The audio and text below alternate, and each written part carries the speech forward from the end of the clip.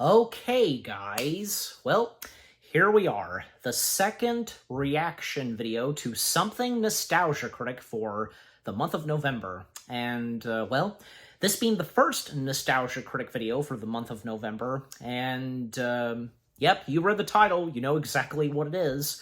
Also, by the way, I know, wrong shirt, but as I record this, because, well, I wore this when going out to pick up some errands, but why not? I mean, just it should be fine. And besides, comic book related, you know? And Doug, as the Nostalgia Critic, reviewing and talking about something that is a comic book movie, you know. Anyways, I think it's acceptable with the wardrobe, but anyways. Yes, so because, you know, after the first reaction video to the first Nostalgia Critic video that, you know, me reacting to, the first one that came out earlier today for this month, I wanted to wait and see what the first one for this month would be, and good thing I did wait, because, yeah, obviously I've seen Logan before, so yeah, his review of Logan, the title has changed, I'm pretty sure, because originally because it was just titled Logan, Nostalgia Critic, but now it's changed to Was I Wrong About Logan? I swear, if I'm not having a Mandela effect, and if you guys know this too, yeah, because there have been times where he would change some titles of his reviews of whatever it is that he's doing, and you know what I'm talking about, so yeah. But yeah, I mean, was he wrong about Logan? Was this, I don't know, maybe when he did was this at the time when he reviewed it as himself, or for Disney December? I don't know. I'm pretty sure he will mention it. And feel free, you can let me know in the comments section, like, the last time he reviewed and talked about Logan, and up until this, so yeah. But, you know, for me, well, and obviously, because I've done my review on it, both me and one of my good friends, Anchorman, we did our review of Logan, if you want to go check that out. Well, obviously, for Anchorman, and for me, and I'm sure that goes for, you know, you guys as well, any of you, Logan is fantastic. It is a comic book movie masterpiece in general. You know, X-Men, Marvel, just, yeah, definitely fantastic. You know, what was brought to the movie Logan, and with its story, and where it was going, and, well, at the time, this being, the last time we would see, both Hugh Jackman and Sir Patrick Stewart as their iconic, characters. And yeah, technically, technically this was the last time they would play them, but as those versions of Logan and Charles, okay? Because when they would come back to reprise their two roles, well, they weren't exactly the same Charles Xavier and Logan/Wolverine, okay? Not from, you know, the world of the X-Men movies and such, but, you know, just alternate universe versions of them, you know, who looked and act exactly as the same, you know, from the X-Men films, you get my point. And different, you know, they're just different variants who, you know, looked the same, and so on. Because I liked obviously I liked what Marvel has done, and, you know, especially when it came to, say, Doctor Strange into the Multiverse of Madness, and with Deadpool and Wolverine, I should say, yeah. And even for the Marvels, with the cameo we got of Beast/Hank McCoy, that was still Kelsey Grammer, but not the exact same one from the X-Men films. Different variant. And actually, maybe you guys knew this, Beast who made an appearance in the Marvels, actually, that Beast variant comes from the same world, where the Wolverine variant, who is the main Wolverine for Deadpool and Wolverine, yeah, if you know this, yeah. But the question is, would Beast, aside from Logan/Wolverine, like, when does the time and setting of that end credit scene with Beast and What's-Her-Face take place? before or after what happened and when we come up to the events of Deadpool and Wolverine. And if you guys know this, let me know in the comments section, but yeah.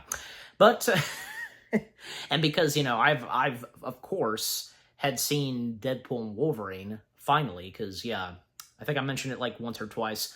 Both me and my dad, we did get a chance to see it on the big screen. I mean, we couldn't miss out on that. And I know I've probably mentioned this before, and maybe you guys know this too, Deadpool and Wolverine being the only, and I say only, movie in the MCU that we would get. Just that. Well, and I can, it's understandable, and Marvel Studios putting their focus on that. And then, of course, after that, the next batch of movies we would get. But yeah, anyways. So, you know, what I was gonna say was, it's so funny, and I think now I can talk about this. Like, maybe a lot of you have already seen Deadpool and Wolverine. But for those of you that probably didn't get a chance to see it in theaters, and until it may, you know, with it being on Disney Plus, you know, the fact that should have seen it coming, Deadpool, a little homage and tribute, because Deadpool time traveling to the world where the X-Men movies took place, and with Logan, and digging up Logan's corpse. Oh my gosh. And very clever that his skeleton being, I think, almost metal. Well, yeah, because with what was given to him and with his steel claws, yeah, pretty cool. Very, very nicely detailed there. Anyways, but, yeah, I don't know, because, to finish, right before I get into this, because one more thing I want to say, because, I don't know, because Doug didn't really get into Logan the first time, or, I don't know, and, again, maybe he will talk about it, or unless he doesn't, I don't know, and again, feel free to let me know in the comments section, like, what he said about it the first time, and, you know, like, I would assume, like, you know, obviously when he reviewed it himself, or, for Disney December, yeah, anyways. But, alright, so, enough said, and without further ado, let's see what Doug Walker, as the Nostalgia Critic, has to say about Logan. And again, with the title, was I wrong about Logan? So, yeah. Well, because this is 24 minutes, obviously he's gonna go into full depth with this movie. And, yeah, but alright, so here we go. Starting the video in 3, 2, 1, begin. Oh, this episode brought to you by Stamps.com. Why go to the store to get stamps? I thought I didn't press it. Right at home for your convenience. The play button, but I didn't. Check us out at Grand Rapids Comic-Con in Michigan, November 15th to the 17th.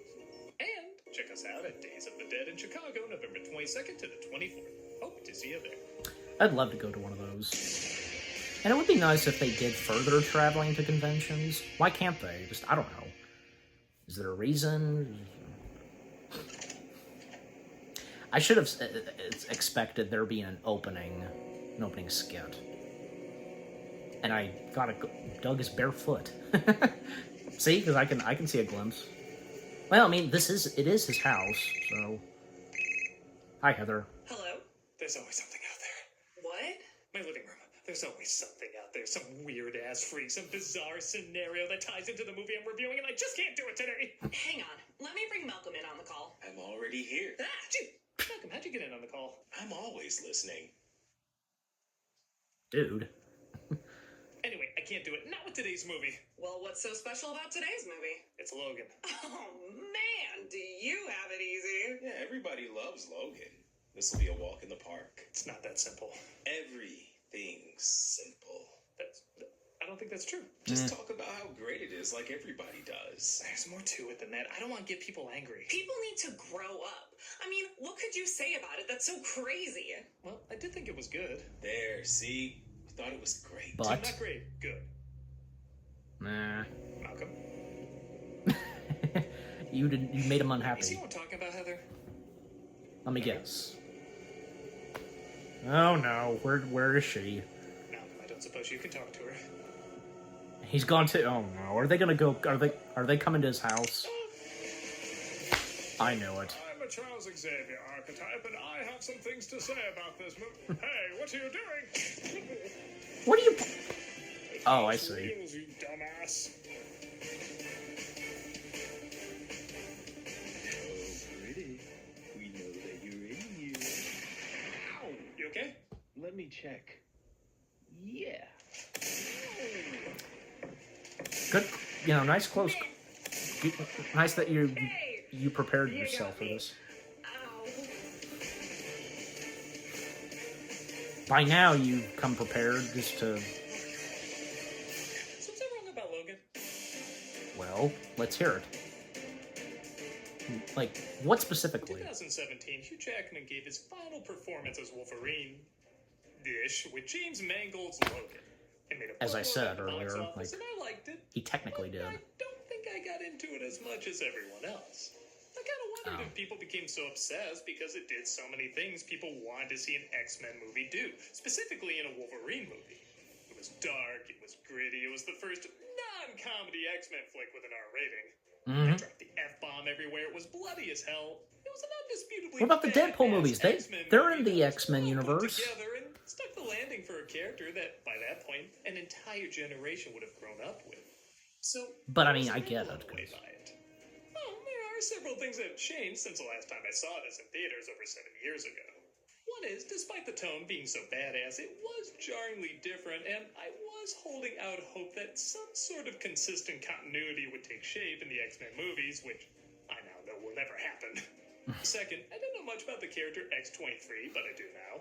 Third, Yeah, me I neither. read the graphic novel was based on Old Man Logan, and I still haven't, but let's just judge it on its own.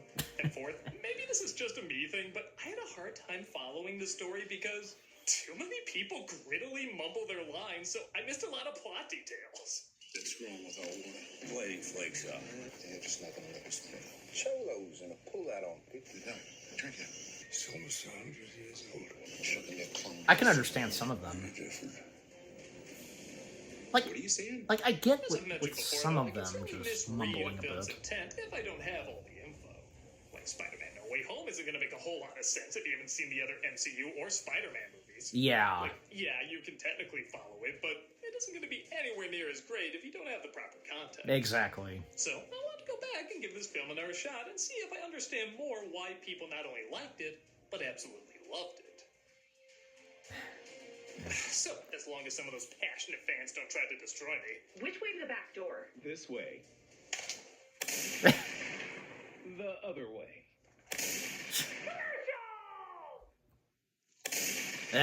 Commercials. let's take a look at Logan. A little tease of what will come soon. Film opens with a reminder why you don't say what year your future takes place in. As the series establishes, it takes place in the not-too-distant future. And this is the not-too-distant future of that not-too-distant future, which equals Well, to... at the time of the first one, Which, yeah, okay, kind of works now, but math, man, this is gonna be dated pretty quick. You know what am I talking about? These movies do have the continuity of comic books. The film also makes it clear this is not your previous X-Men movies, with it being a lot more violent, a lot more gory, and Logan, played again by Hugh Jackman, dropping the F-bomb in almost every sentence he has for the first 10 minutes. yep. I don't know what he got rid of. Forget the fuck. Someone has a severe caca mouth. Do you know that? At first I thought this was a little weird, like it was trying to show off its R rating, but it's not like he hasn't sliced up people or swore before. And I think it shows his world has been even more damaged than it has in the past, which, given his past, is really saying something. Hey, it's me. I'm in the car. Logan now drives a limo for a driver app service in a world where mutants have been mostly wiped out by genetically modified food products made by a scientist named Rice, meaning mutants who consumed it can no longer reproduce. A bit more subtle than giant purple robots. Yeah. And Richard E. Grant playing. Logan's approached by a man named Pierce, played by Boyd Holbrook, who says a lady named Gabriella might be approaching him and to call him if she does. You know, you got some buckshot in your door. I know what you're hiding to me. The old cue ball south of the border. Who is your dialect coach? The Minions? What do you want? A little cooperation. I'm a fan, by the way. You'll always be my Gaston. He looks after Professor Nice Xavier, reference. played again by Patrick Stewart, who has some form of Alzheimer's, which Logan tries to keep under control with medicine. The new quesadilla From Taco Bell. Get it with chicken. Get it with steak. This is how every old YouTuber who's done a million sponsorships is going to talk in the future. He has help from a mutant named Caliban, played by Stephen Merchant, who tries whom to we keep him saw hidden. in See, years ago, Apocalypse, one of his a year seizures before wiped out this. not only a ton of people, but also his X-Men. Well, I almost died this morning. That seizure was barely a minute. It felt a lot longer than a minute. I couldn't breathe. You're less affected. Again, a little weird. A few films before, they tried so hard to set everything right. Bring back the X-Men, save the future, that crazy Ratner killing him off, that's all done. Only to show it was for nothing and they die anyway? Hell, even in that series, they killed off a bunch of them off screen and nobody cared. In Last Stand, they at least got a goodbye. It was a shitty goodbye, but they weren't given the Maitland treatment from Beetlejuice 2.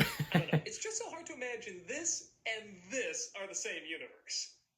Like I said, consistency has always been a big problem with these films already, so might as well go mean and dark. And from a writing standpoint, I guess I don't really see a way around it. Logan needs to be one of the last mutants. He needs to be taking care of Xavier, and these films are famously overstuffed with characters fighting for screen time. It does make sense to focus more on just a few people and a bleak, aggressive future. That was also established in the comic. Does make the most sense to explain these characters' absences. And I know I'm not the only one to say this, but while everybody's acting is great, man, Patrick Stewart should have gotten an Oscar nod for this. For your own good. No, it's not. Well, Waiting for me to die. It's a totally different version of Xavier that goes through a bunch of different mental states, but everyone feels real. This could have been an easy excuse to overact or go too sappy, but he surprisingly finds the believability and tragedy of this character. This is what life looks like. A home, people who love each other. You still have time. This so quickly could have become annoying, but the crankier moments are funny, the sympathetic moments are heartbreaking, and that would be the thumbnail, but I don't know if I really timed that. Logan tries to save up to get a ship so all of them can sail away, but Caliban's powers make him allergic to the sun. I hardly see myself cowering below decks like Nosferatu, making him spotted dick. How'd you know it's the name of the game Xavier and Magneto used to play when they were alone? Found this in your pocket. Adamantium. He even has an adamantium bullet as he's aware his mutant powers are fading with age and he's starting to die. So he may want to end things after Charles is safe. No, you fool, that'll just make you forget the events of X-Men Origins. Can I grab it? I'm in trouble. You're the only one that could help. Gabriella does end up approaching him, played by Elizabeth Rodriguez, as she's apparently on the run with her daughter, Laura, played by Daphne Keane. There are men after us. Cross to Canada. Anyone can do that job. I'll give you $50,000. I'm the only one who can do that job. I got away from them, but now they know my car. Take us to this address. I can't go back to prison. I mean, season 2 was good, but they keep acting like prison is high school. It's not. It's prison. He eventually What's that agrees, but reference it's to? too late as somebody has gotten to her and killed her. He makes his way back and finds that someone stowed away in his car. Logan! Who does this belong to? You kidnapped Dora the Explorer? Xavier says he's been communicating with her telepathically and that she's very important, but they'll have to talk about it later as more men arrive. Laura, though, doesn't take this sitting down. Well, she does for a bit. She has to finish with cereal. I mean, that's kid law. All right. Kid Law. No. It was pretty smart working X-23 into this. Yeah. Now that I know more about the character, I realize this is the equivalent of working Harley Quinn into the DC movies. It shows the legitimacy of animated shows originally seen I gotta as check for out kids that having a lot X-Men more for adults cartoon. than many would assume. That makes it clear they shouldn't be underestimated. I also love watching this thinking there's no way they can get through that, and sure enough, there's no way they can get through that. But they do, technically. They do end up getting away, and Logan wants answers about what's going on. Who the hell are you? Does she remind you of anybody? Lucas Haas from Mars Attacks.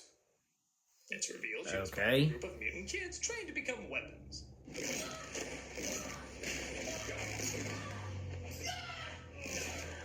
Ladies and gentlemen, the actor who clearly had the most fun shooting his scene. Laura, also known as X-23, is a clone of Wolverine, and to this actress's credit, that is very easy to believe. Well, yes. Last ride. That was literally his contract for doing this movie. They're gonna make him do this till he's 90. Gabriella said there's a place called Eden up north that's supposed to be safe for mutants, so he tries to take her there. He finds out, however, she probably got the idea from, get this, an X-Men comic. Read these in your spare time. Oh yeah, Charles, we got ourselves an X-Men fan. Okay, on the surface, this can sound really dumb like the Double Dragon arcade game in Double Dragon. But if mutants are practically extinct and even a fraction of the stuff in the other movies happened, I would totally buy there be a comic series about this. Maybe even a cartoon where they represent Hugh Jackman properly by making him Australian. Get with it. The X-Men don't have room for whiny. Well, As Pierce's that's men close in on them, Charles has another panic attack, freezing everyone in place and slowly killing them. You know, I realized that I don't think in Deadpool and Wolverine, Logan is they the didn't do only one who that. can barely work past it, and as cool as the action sequences are in this movie, this one's my favorite. It's a creative idea. It's surprisingly I intense think so and too. gory. Okay, guys, sorry for that random jump cut and so on. You know what you saw, but yeah, because the phone went off, and yeah, the home phone, so yeah. So now, and I can't stand it when certain things like this happen, and, you know, after recording and when it comes to editing. Don't you just hate that? Just, you know, I'm sure you do, because, you know, I know I'm not the only one that has, you know, where there have been at times some moments in these reactions that there's been an interruption, camera cut, and so on, just, yeah. But, you know, while I'm paused, do I want to, well, yeah, because, you know, I'll talk about one thing, because,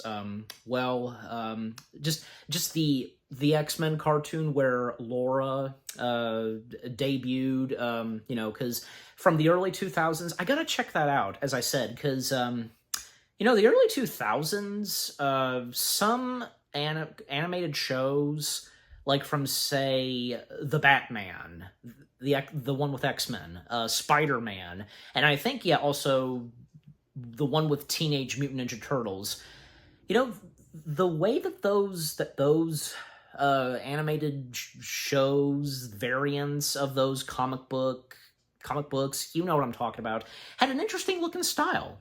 I don't know if there's a specific name to them, and I'm sure you know what I'm talking about.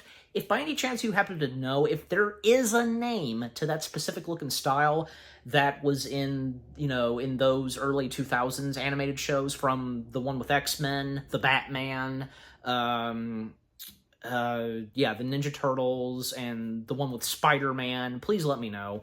You know, and I think also the two animated Hellboy films that Tad Stones did kind of had that same, like, style and look. You know, not to mention, well, because how the characters moved and so on with that animation. Just, again, if you know, please feel free. I don't see why there would be a specific name to that animation style that was in the early 2000s.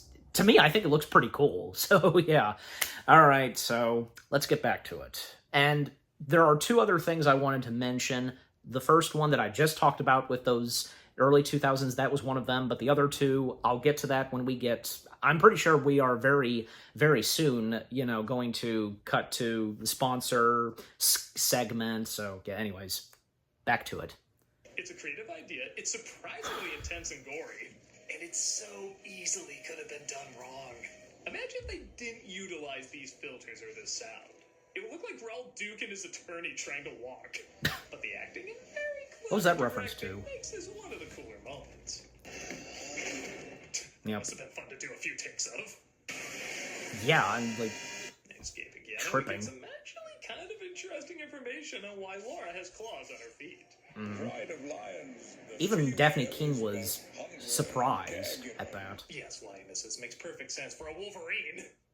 Uses her front claws for hunting and the back claws defensive. And this concludes the Werner Herzog documentary, Studying the Wolverine. I will now return to facing backlash for not liking the Barbie movie.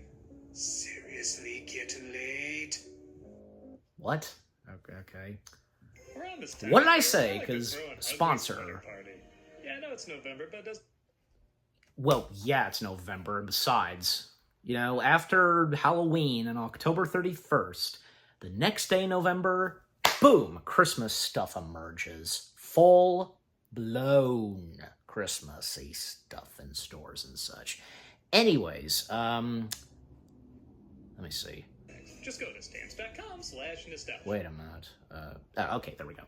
All right, so now with that, because yeah, so what did I say? Because when I had a feeling as though and how far we were, we would get a sponsor, because of despite the interruption that happened. But all right, but anyways, so okay, so the two other things I wanted to talk about, yeah, because what Doug said early on about if anybody who had not seen the past Spider-Man films from Maguire and Garfield, and anybody that, would see, if they'd not seen any of those, and they would be seeing No Way Home, and with all those variants of the Spider-Man villains from the two, World of Spider-Man films, Maguire and Garfield. I mean, it would still be good, and I'm sure, you'd still enjoy it, but I think especially, and as Doug said, you have to watch, and good thing I'm pretty much almost everyone, I know I did too, yeah, watching over the through the years when the three Spider-Man films with Maguire came out and the two with Garfield, and then 2 years after the second and last Spider-Man film with Garfield, enter Tom Holland as Spider-Man in the MCU. And after two movies, Homecoming and Far From Home, and when we would get to the third installment, No Way Home, all the variant Spider-Man villains from the worlds of, Maguire and Garfield's Spider-Man men. And then when they would show up later on in the movie, Maguire and Garfield as, Peter Parker / Spider-Man themselves. And other things that he pointed out, because with what he said about X-Men and with Logan, and obviously, because, and the same goes for me, because, and for all of, I'm pretty sure all of us, having grown up and watched all the X-Men films that came out over the years, and when it came to Logan, yeah.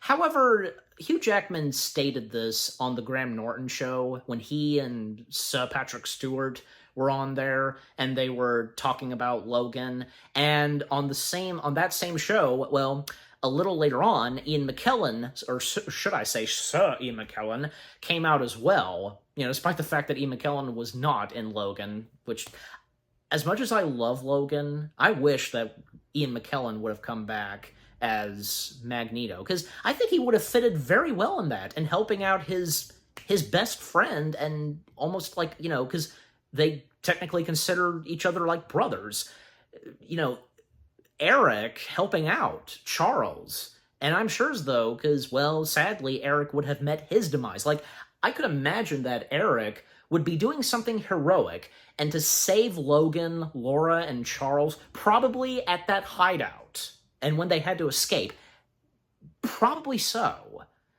And he would do a heroic thing and sacrificing himself, and, he would sadly meet his demise. You see what I mean? That would have been so good. But yeah, and Ian McKellen, he himself expressed interest in coming back to the role as Eric / Magneto for this. If James Mangold would have considered it, and if there would have been an idea to incorporate Eric in there, it would have worked. But it wasn't just Eric. At one point, Sabretooth was considered to make an appearance, and would have been Liev Schreiber. Yeah, I think I'm getting his full name right, yeah. Liev Schreiber. He would have come back as Sabretooth, and apparently because originally they would have come face-to-face with Sabretooth at the casino, I'm pretty sure. You know what? It would have been nice. Like, come on. It wouldn't have hurt to include, two more mutant characters, and those being Magneto and Sabretooth. That would have been awesome. But in the end, and with the final film itself, it still turned out really good. It really did, yeah. It did work out fine without incorporating Eric / Magneto and Sabretooth. But I'm just saying, like what would have been, and, but anyways. So, and even well, Ian McKellen, I should say, because I almost said Magneto. I'm referring to Ian McKellen himself, because he joked, like, and asking Hugh Jackman, could you not do another one? Leave this one out this time. Pointing to Patrick Stewart. Of course, that was funny. But, with Ian McKellen being on Graham Norton, well, because that same year when Logan came out, because of Ian McKellen being in the live-action Beauty and the Beast film, Disney, so, yeah. And then, Ed Sheeran, am I saying his last name right? He then later showed up, well, performing a song and then joining on the red couch, so, yeah. So my point being is that Hugh Jackman stated when talking about Logan that he kind of wanted people to go see this movie who had not seen an X-Men film, comic book film, just, what he said, and because of what they brought to Logan. I think, yeah, pretty well said, and what they did for this, yeah. And also another thing I wanted to mention is that, because this reminded me, I was thinking of this, and because it was brought up, like, anybody who would not see the, any of the Spider-Man films, and, the same goes for the X-Men films, this reminded me of, because it's true, if any of you back in 2019 heard of this, as I did, it's amazing, where this one guy, and it did make its way on Inside Edition, I'm pretty sure, yeah. Well, I think more than just that, but my point being is that this one guy who did not see any of the MCU films up to 2019, Endgame was his first. I'm not joking. I hope some of you heard of this as well. I swear, this is no joke. This one guy, Endgame was his very first. He had not seen any of the past ones, up to 10 years of the MCU. Oh my gosh, it's unbelievable. But anyways, well, I mean, obviously there would be those out there that probably, sadly, I've been there too. I think maybe once or twice. I do know that when I did see, because I've done my review on it, and I also did a vlog on it as well, seen the 9th installment of Fast and Furious. That was my first. And I'm not joking when I say that. Fast and Furious 9, I think it's just F9, I have to look at the title again, but that was my first, okay? So, I've been there too, and, seen a movie to a franchise where I didn't see, like, from the first one. You know what I'm saying, so, yeah. I mean, jeez Louise. I'm sure there are those out there still where, like, imagine them seeing, like, a Star Wars film, like, if they don't start at the beginning, or, like, if they don't start with, say, A New Hope, and from there on, yeah, I can imagine that, but anyways.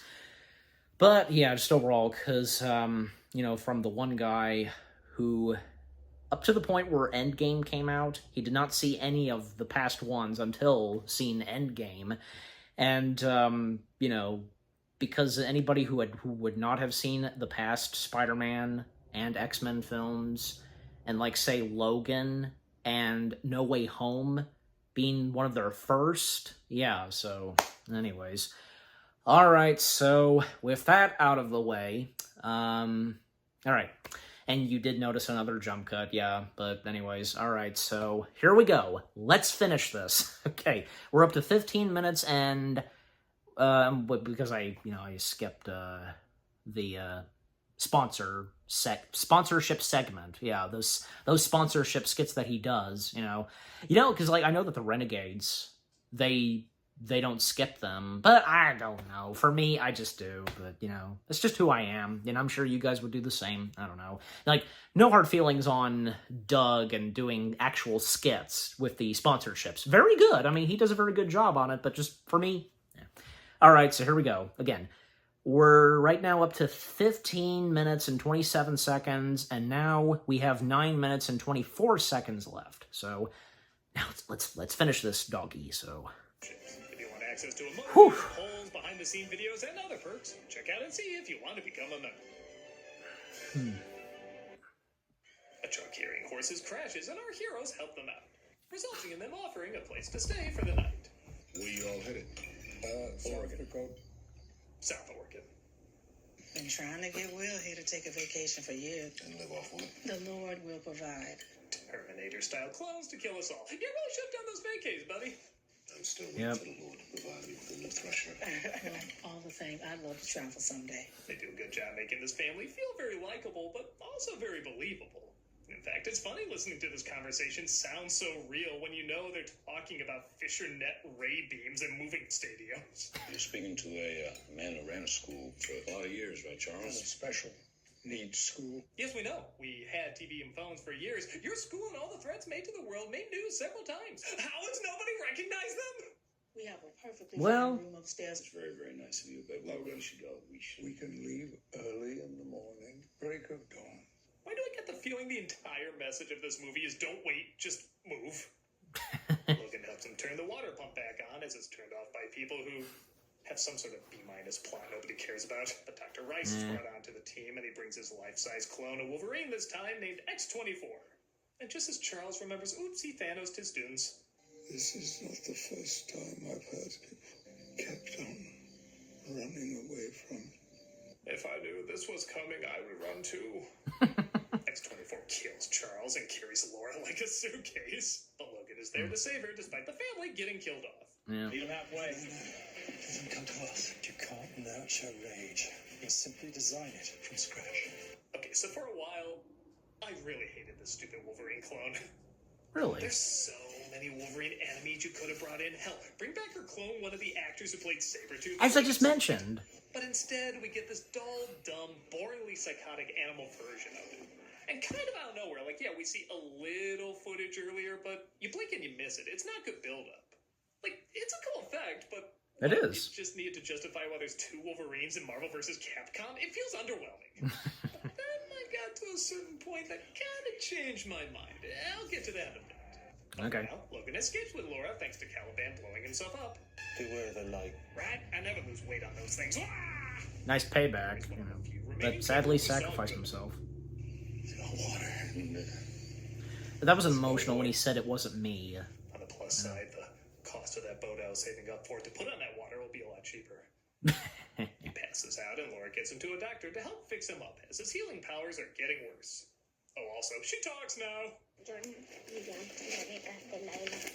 Even after Charles died. Again, I found this a weird choice because we got so used to her communicating one way through silence, and then out of nowhere in the last third she can suddenly speak.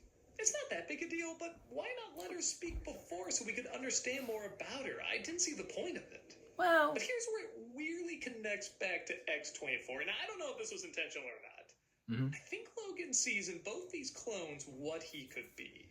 He's called Wolverine for a reason. He started out similar to an animal and had a strong connection with them. Hell, he even has a strong sense of smell. If he didn't encounter Xavier in his school, he may have gone that direction in the long run, given how long he's been around.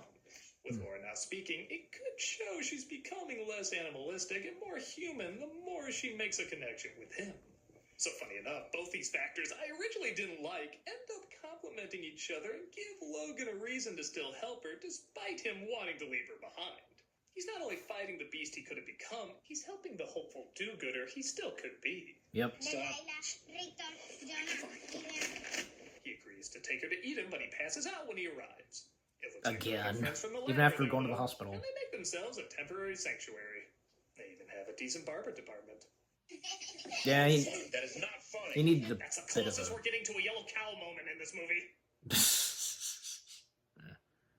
They talk about crossing the border to a safe haven, but Pierce's men, of course, end up finding them. And this looks like a job for... Oh, God, give me a minute. He takes some green stuff, though, the kid stole from the lab that gives him more energy.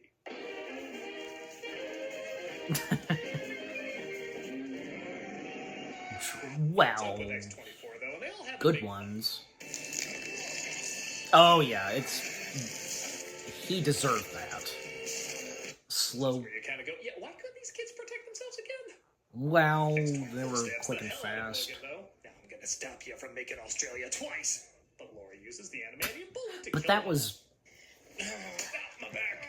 The movie was just cut down to Feel episodes. my back. You suck at this. Logan technically dies in his arms, and not only is the acting from both our leads great, but as I'm sure a lot of people point out from the last Wolverine movie, directed by the same person, he was told he would die holding his own heart in his hand. I see you on your back. You're holding your own heart in your hand. It could be symbolic, though. Like, maybe a clone version of you that Well, I represents don't the know. heart of who you are. Something obviously changed, and why that didn't happen, holding the That heart. part's a little tricky to explain. I don't know, just imagine Star Wars, then everyone will say it's not a big deal or it ruins everything. Oh, God. This is what it feels like. I like, too, he's almost happy it's finally happening. Like, he's seen Yep. so many pass away, and now that he's going through it, he's like, huh, it is just like DMT. Man has to be what he is, Joey. Can't break them all. The kids bury him, and Laura recites the lines from the Western she was watching the hotel earlier. Yep. Really good memory, by the way. That was like 9 sentences. Yeah, it was. We're going to see the valley. She also tilts the cross to form an X. Nah, you didn't need to do that. The X's in his eyes were symbolic enough. Oh my gosh. And then... Stereo with Bye Bye Bye ready to play will be placed nearby in his honor. Exactly, I was literally gonna mention And that. that was Logan, and yeah, it is better than I remember it. Okay, good. I'll admit I rarely got Good for you. emotionally invested in the X-Men movies, so I kind of got a selfish mindset of judging them by how cool the mutants were and how many of them popped up. Now, even with that mindset, I knew this was a good film, but I think I did need a second viewing to understand why it has so much love. Second viewing? It has Like, a lot you of only saw tropes this we've seen once, before, and... like the grouchy old hero who hates the world and a big person escorting a little person. But kind of a grouch I'm at times, still a sucker pretty for much. both of these tropes, despite them being overused. But they're also done just as well as the best movies that have used them in the past. Like I said too, I think I had trouble following certain details the first time due to some of the mumbling and audio mixing. And the tone compared to the other films did take a little getting used to, but I definitely see it more now.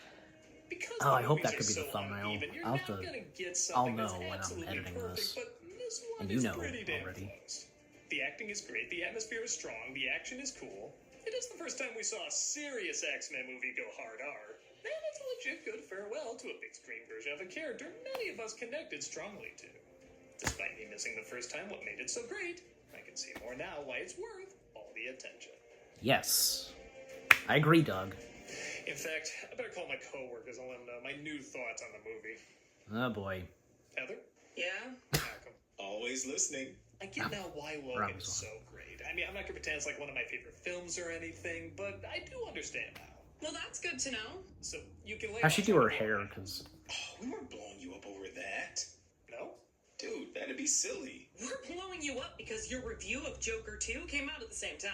Well, I didn't like it. But you didn't despise it. That's fair. okay. The new Chancellor From Taco Bell. This month's Okay. cameos for charity we're doing. And the charity shout out as always. Alright, so that was the Nostalgia Critic's review of Logan, or as it's titled, Was I Wrong About Logan? Well, now that you've seen it again, and with your review, you have some different thoughts and such, and good ones, yeah. Better than how you felt the first time you saw it, but yeah. So what he had to say about Logan, pretty good. And because, well, when he went through it and talking about it, and really, because he only saw this once since 2017, and all these years later, you know, even after, with Deadpool and Wolverine, just, But, you know, just, yeah, again, all he had to say was pretty good, and some things that he pointed out when he was like, but later on, yeah, because to him, like, it looked much, you know, you can see why, you know what, it does work in this, you know, from the Wolverine clone and the other things he pointed out, yeah. And, of course, the funny jokes and references that he makes were pretty funny. And two things, because when Doug, aka the Nostalgia Critic, brought up that, you know, they didn't have Wolverine speak with an Australian accent, and well, since, you know, Hugh Jackman coming from Australia, well, I mean, you know what, because as I recall, like, not even Deadpool and Wolverine did that. They didn't have any of those Wolverine variants speak with an Australian accent. Well, we did get the one, because in the cartoon, with Wolverine having the yellow and brown texture colors on his suit, because we saw that variant in Deadpool and Wolverine, because in that world, well, Deadpool showed up when that Wolverine variant was about to fight with the Hulk, and, well, he didn't get a line, but I guess we could be left to assume that probably that Wolverine variant in Deadpool and Wolverine probably does have an Australian accent. Yeah, I mean, they could have done it and such, but anyways. Yeah, and also because, with what he mentioned about the movie Australia, I think, yeah, that is the correct title, with Hugh and Nicole Kidman, well, that's different, because it's still the movie, but, was it James Mangold? I think so. Or, no. It was, I think, was it? That's gonna drive me nuts. Well, because, basically, having the movie, and I think, because, yeah, it was, for it being on Hulu and Disney Plus, basically, cut down to, I think, 8 episodes? Yeah, so it's still the movie, but cut down into, like, say, 8 episodes, so, yeah. And also, like, what Doug mentioned about, because in Logan, Laura having X-Men comics, and Logan just he's not too pleased with the X-Men comics. That kind of reminds me of, because I think it's obvious, in the first Hellboy movie, well, because Hellboy himself, he hates the comic books that are that are done by him, because not done by him, but that are inspired by him and such, and he hates them, I think, just for one reason, and basically he says that they don't get the eyes right. Now, we've seen how Hellboy's eyes look in the comics. They're just like yellow, that's all, but yeah. And coincidentally, because the same composer who did Hellboy, also doing the music and score for Logan.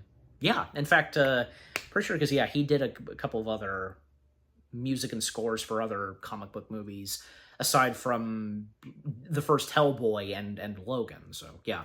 It's also nice that, I think it's pretty cool that one of the X-Men comics that they show in Logan, the cover is one of the X-Men's enemies. I don't think really had that much of a career, I guess, in the X-Men comics. That being Sauron, which being a pterodactyl. Yeah, so a green mutant pterodactyl. Yeah, because a comic book of a cover that has Sauron, yeah. Not to mention, even, I do remember that Doug brought up about Sauron, one of X-Men's enemies, in his review of Star Trek Generations. Because the main villain of Star Trek Generations, Sauron, being played by good old Malcolm McDowell, how, the name, this sounding similar to, like, say, the one from Lord of the Rings, well, the same name as the villain from Lord of the Rings, but also one of the X-Men's enemies from the X-Men comic, so, yeah. And speaking of which, I was going to mention this at the beginning of this reaction, and before I, doing my reaction to this, because, and I know I've talked about this before, because, well, as I'm sure some of you know, with, the teases that Doug does, in the community posts on Channel Awesome, saying that, a movie featuring so-on-so, can you guess what it is? And with Patrick, and with Patrick Stewart, because, the next Nostalgia Critic review will be a movie that has Patrick Stewart, and he guesses. Just so many numerous of guesses, and it was this when it came out, so... I don't know why Doug does that. I mean, not to say that, it's a mean thing that he does, but, but when he does that stuff, like, a movie starring so-on-so, can you guess what it is? Like, so many numerous of guesses, you know, especially some good ones. Now, obviously, and well before, Logan came out, and that's the one that, you know, with Patrick Stewart that he was reviewing, well, I mean, he had already done some of the Next Generation films, so yeah. But other good ones, like, I don't know, because, well, A Christmas Carol, but, you know, obviously doing that around Christmas time. Yeah, but just, you get my point. Anyways. You know, and other things that Doug talked about, in Logan, yeah, understandable. But, you know, at the same time, Logan is a fantastic comic book movie. It's a comic book movie masterpiece without a doubt. And I'm sure you guys would think so too.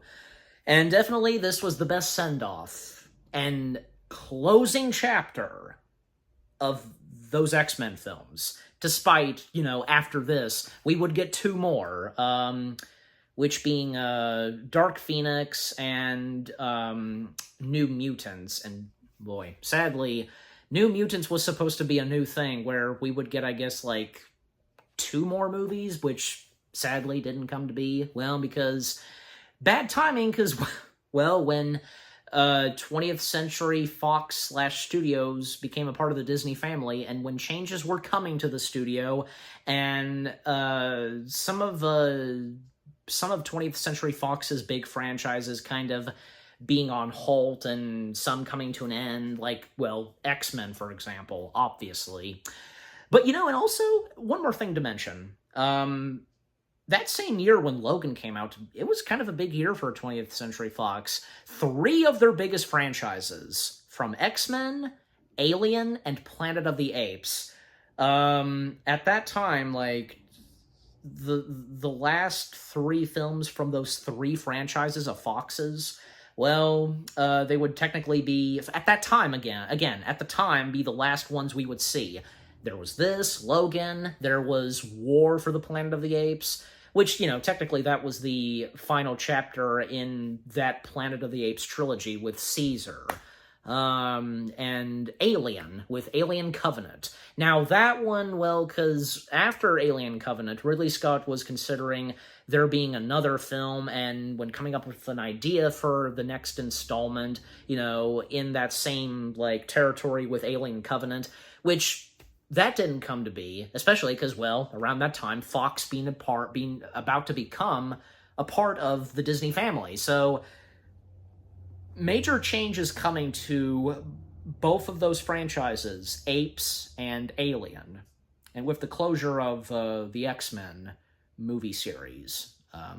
But yeah, anyways. But yeah, just overall, Logan, it was a great and fitting closing chapter, the proper closing chapter to the X-Men movie series from Fox. But, you know, again, like I said, fast forward when, say, Multiverse of Madness happened and Deadpool and Wolverine, they, you know, with them coming back, well, they weren't the exact same Logan and Charles Xavier, Stewart and Jackman. And now, I think now I can say this because it was very fitting for in Deadpool and Wolverine, because during the end credits, there's a very nice montage of a look back at all of the Marvel films that were being done at Fox. From X-Men, Daredevil, Elektra, Fantastic Four, just, yeah, it was amazing. And how the last thing that we see in that montage is the 20th Century Fox logo. Oh, that was so great to end that off. Yeah. And, well, of course, as we all know, the 20th Century Fox logo statue, now a wreckage. Well, very fitting, just, you know. And I don't know, maybe I technically brought this up before. Just last thing I'll say before I, you know, wrap things up. The wreckage of the 20th Century Fox logo in Deadpool and Wolverine, for some reason, I don't know, I think I have a point, and I'm sure you guys would think so too. It kind of, like, was giving me, like, Planet of the Apes vibes, because the wreckage of the Statue of Liberty, you know what I mean? Just something like that, you know, I think it's kind of obvious, and I think you would probably think so too, yeah. That kind of, like, same style, just, you know what I mean? I mean, you know, it would have been funny if they did do that, where, I don't know, because, like, what, Deadpool would have done, like, a Charlton Heston moment? You maniacs! Probably not, but anyways. Unless they would have come up with something. I don't know. But anyways, so yeah. Overall, the Nostalgia Critics review of Logan, and which being titled, Was I Wrong About Logan? That was pretty good, and when he watched it a second time, seriously, again, he had only seen it once until seeing it a second time after all those years? Jeez. It was great to see that he had some change of thoughts, and, well, obviously, and how can he deny that Logan is a masterpiece of a comic book movie? No doubt about it. It's one of the top best comic book movies ever. Yeah, just overall, it was a good review. And also the skits, you know, with Malcolm and Heather, that was pretty funny. You know, also, we haven't seen Tamara in a little while. Especially, we haven't seen, what's-her-face, the other female member of Channel Awesome, Winona, I forget how her name is. We haven't seen her in a while. Is she even still a part of Channel Awesome? When is she gonna appear again? If she is still a part of Channel Awesome. She's still credited. I know she is, right? Because, I don't know. Well, maybe until we get the next new intro for Nostalgia Critic. Because it always, I think like maybe once a year, yeah, it always changes. So we'll wait and see, you know. Or if any of you guys happen to know this, please let me know in the comments section. Feel free, yeah, if you happen to know this.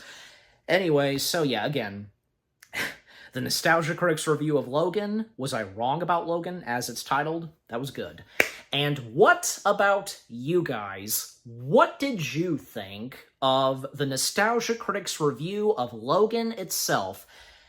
Because now that he had some different opinions and some good ones, change of thoughts, and now that he had seen it again, what was your favorite moment in his review? And with the funny jokes and references and stuff that he pointed out, and, well, and if any of you have anything that you agree and disagree with what he had to say, do you enjoy the movie Logan itself? Is it one of your top favorite comic book movies? I mean, in general, you know, not just being like, say, one of your favorite X-Men, Marvel films, you get my point.